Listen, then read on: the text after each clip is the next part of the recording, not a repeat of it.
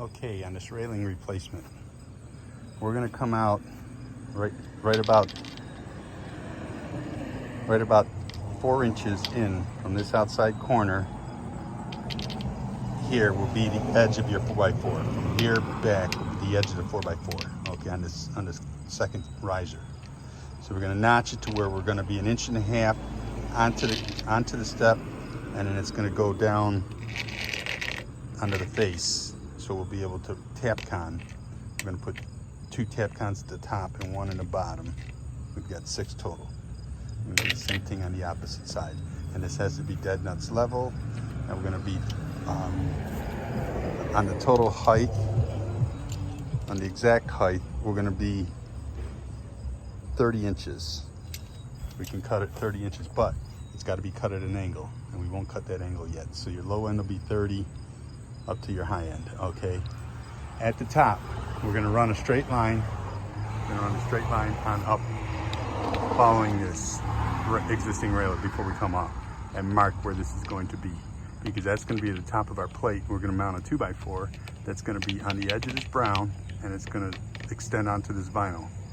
Okay, so it's going to be on the right side of the brown, extend onto the vinyl, and it's going to go from the top of the railing all the way down to the bottom of the door. Okay, so you're going to go about 1 inch onto this white, and the rest of it's going to be screwed through this brown, and there'll be a 2x4 treated there.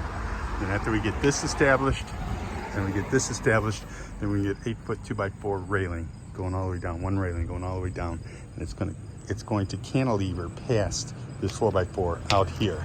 And we'll just kind of cut the corners, you know, like 45 degree on the 2 corners, so you won't hit it with your hip. And then what we'll do is we'll screw it right down to the top of the 4x4. Okay, and then at the base, we're going to end up cutting an angle. Obviously at the top, it's going to go, you know, tight to the aluminum, and we're going to have a bit of a bevel on that 2x4 for it to come down. Okay, and then down here, what we'll do is we're going to end up trying to find a even space from the bottom 2x4 to the inside of that 4x4 down here.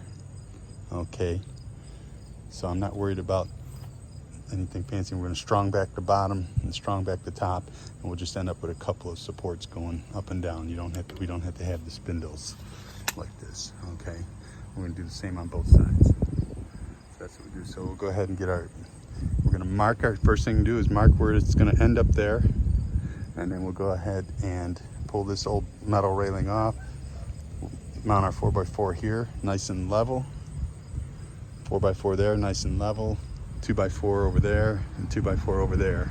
Okay, once we get that, then we'll grab our railings. We'll do a strong back top and strong back bottom, and I'll pick up a couple of spindles or something to go from top to bottom with it. All right, that's how we're gonna do this. So it's basically, we're gonna have, looking at it, okay, it's gonna cantilever over, and at the top of that railing, it's gonna have just a smidgen of a swale to the right, smidgen of a push to the right. But we're going to try to keep it even with the steps before you screw that in up there. Okay, I might do something fancy at the very top of the railing, but that's what we're going to do. And it's an 8-foot 2x4 on each side. So I'm going to need 8 2x4s by 8. You got your 4x4s, and I'm going to need another one for the plates, and I'll need my spindles. So those I have to pick up yet. I got the Tapcons here with the 4x4 inside there.